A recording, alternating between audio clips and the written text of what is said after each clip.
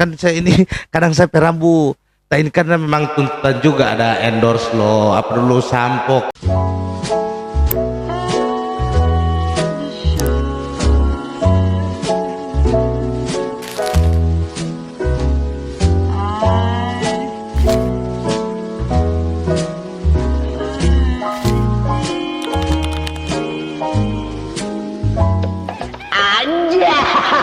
Lain juga itu ada pirang dan lain-lain. Baru juga Ustadz begini, kadang juga saya live itu kan ada pakai kopi ya, baru request lagu kan, saya program itu request lagu, baru ada orang baru request lagu rohani. Lagu rohani lo ini lo Nasrani, tapi buat saya kan orang ini Indonesia. Orang ini kan lebih ya paham-paham pluralisme, atau maksudnya orang tidak membedakan moral suku mana, budaya mana. Orang berada dalam ideologi Pancasila, kemudian juga orang berada di NKRI yang menjadi salah satu gambaran bahwa orang punya hak untuk punya agama masing-masing, punya ras suku masing-masing, punya budaya masing-masing. Jangan pernah intervensi, dan orang saling menghargai demi keutuhan NKRI. Kira-kira saya salah di situ Ustadz? Misalnya saya putaron kan juga banyak juga orang yang jaga baplesetkan itu, orang ini tidak menghargai pakai kopiah dan lain-lain atau apa. Kira-kira bagaimana itu Ustadz? Serius dah. Jadi ketika misalkan Bang Ahmed membuka sebuah acara live dan itu adalah request lagu, ya udah resikonya begitu. Karena namanya request, orang bisa minta lagu apa saja, tidak boleh memilih-milih kan. Dan memang benar ya. Jadi poin yang harus kita camkan dalam pikiran kita, dalam hati kita sebagai anak bangsa Indonesia ini adalah konsensus bernegara kita itu jelas and final ya. Kita itu harus menjadi orang yang Pancasilais. Pancasilais itu terdiri dari 5 sila. Itu final. Tidak ada lagi perdebatan soal itu. Dan semua agama sudah mengakui hal itu sebagai sesuatu yang final.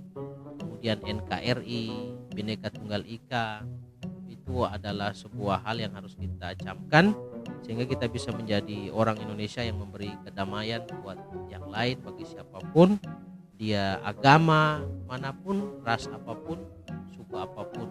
Oh jadi begitu Ustadz ya. Orang apa dulu bicara tentang konsekuensi Pancasila, ketuhanan yang maha, manusia yang adil dan beradab, persatuan Indonesia di situ loh, sampai di situ loh. Apakah ngana sudah bersatu?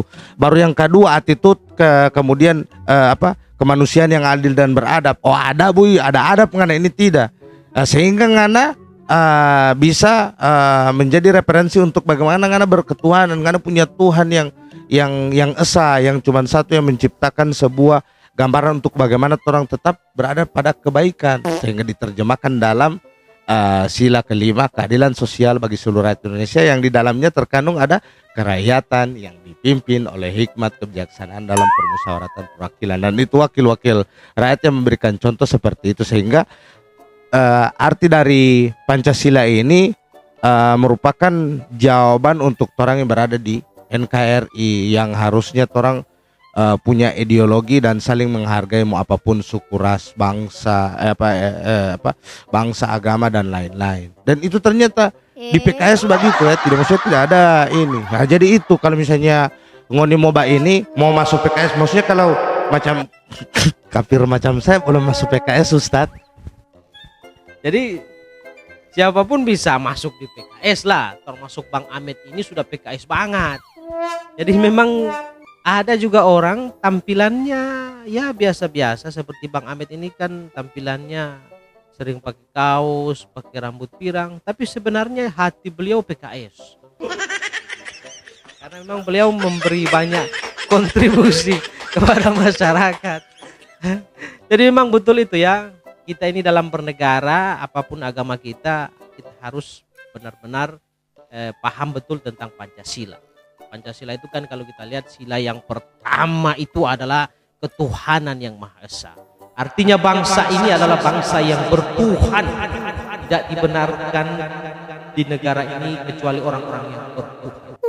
Makanya setelah dia bertuhan, maka sila kedua itu adalah kemanusiaan yang adil dan beradab. Jadi manusia itu indikatornya adalah dia beradab. Kalau dia tidak beradab berarti dia bisa dikategorikan sebagai bukan manusia.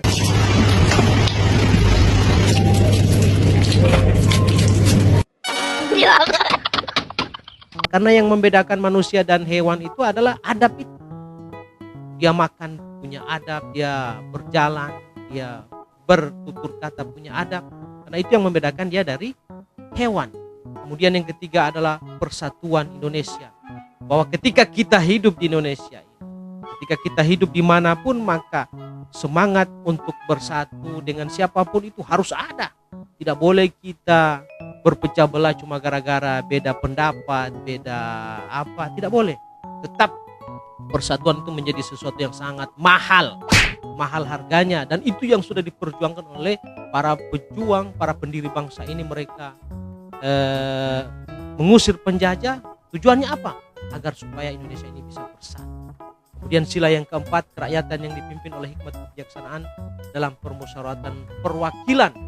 Jadi ada perwakilan, bahwa bangsa Indonesia ini salah satu tradisi yang bagus itu adalah senantiasa bermusyawarah, semangat gotong royong, semangat bermusyawarah dalam rangka apa? Mewujudkan keadilan sosial bagi seluruh rakyat Indonesia. Ini adalah tugas yang berat bagi kami sebagai wakil rakyat, sebagai pemimpin, bagaimana memastikan setiap APBD, setiap APBN itu mata anggarannya, nomenklaturnya itu adalah untuk mensejahterakan rakyat. Doakan kami agar supaya ke depan Indonesia ini menjadi semakin maju, semakin sejahtera. Tugas kita semua, pegiat media, entah itu media online, media sosial, masyarakat, pejabat, baik eksekutif, yudikatif, legislatif, tugas kita semua. Semua kita punya tugas untuk memastikan Indonesia ke depan sesuai dengan sila kelima, yaitu mewujudkan keadilan sosial bagi seluruh rakyat Indonesia.